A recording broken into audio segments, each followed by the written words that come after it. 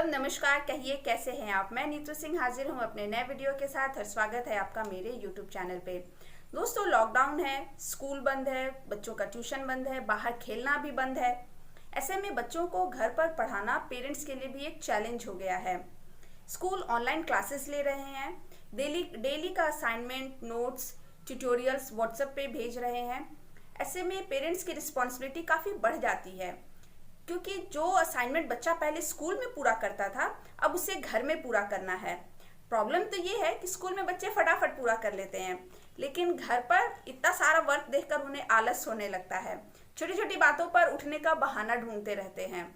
ऐसे में आपको थोड़ा एक्स्ट्रा एफर्ट लगाने की ज़रूरत है। जो सबसे पहला पॉइंट है कि बच्चे के अंदर पढ़ाई को लेकर टैंट्रम को निकालना है, यानी बच्चे को मेंटली प्रिपेयर करना है उसकी पढ़ाई के लिए। इसलिए बच्चे का रूटीन बनाइए और बच्चे को रूटीन बता दीजिए। जैसे रात में ही अगर पॉसिबल हो तो सोते समय बच्चे को नेक्स्ट डे का रूटीन बता दीजिए कि कल का तुम्हारा क्या क्या शेड्यूल है, और जब बच्चा सुबह उठता है तो उसको एक बार रिमाइंडर दे दीजिए कि उसे कितने बजे पढ़ाई करना है। और बहुत हल्के फुल्के अंदाज में बच्चे को बताना है, बस बच्चे को केवल पता होना चाहिए कि उसे घर पर भी पढ़ना है। पॉइंट नंबर 2, बच्चों को नोट्स डायरेक्ट मोबाइल फोन से देखकर लिखने मत दीजिए। बच्चों की आंखों के लिए ये बिल्कुल अच्छा नहीं है। जो छोटे छोटे बच्चे होते हैं उनकी आंखें थक जाती हैं, उनके आईबॉल्स थक जाते हैं।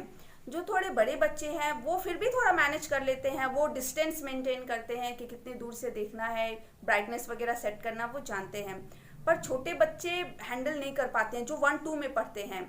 इसलिए बच्चों को आप डायरेक्टली मोबाइल से मत देखने दीजिए, आप बच्चों को व्हाइट बोर्ड में सारे नोट्स लिख दीजिए और वहां से फिर उन्हें देखकर लिखने बोलिए। अगर आपके पास व्हाइट बोर्ड नहीं है तो आप डिक्टेट कर दीजिए, डिक्टेट करके बच्चों को लिखवाइए। और अगर आप बिजी हैं तो मोबाइल का ब्राइटनेस वगैरह सेट करके बच्चे को दे दीजिए लिखने के लिए, पर पूरा वर्क मत दीजिए मोबाइल से देखकर लिखने के लिए। जब आप फ्री हो जाएंगे तब आप डिक्टेट कर दीजिए।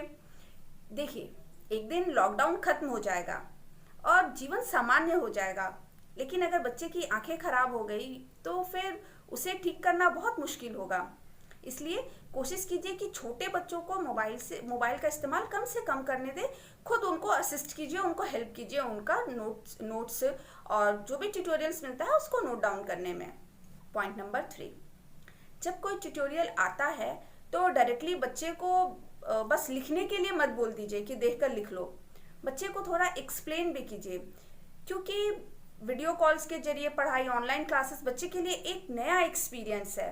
तो जरूरी नहीं है कि बच्चा सारी चीजें वहां समझ ही जाए, और अगर नेटवर्क डिस्टर्ब है तो फिर बच्चे के लिए काफी मुश्किल है चीजों को समझना। इसलिए लिखवाने से पहले बच्चे को चैप्टर को एक्सप्लेन कीजिए और तब उससे लिखने दीजिए।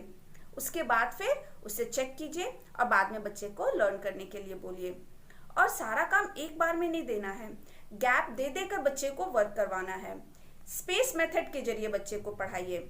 जैसे सुबह का समय बना दीजिए लिखने के लिए, असाइनमेंट्स नोट करने के लिए, और शाम का समय बना दीजिए लर्न करने के लिए।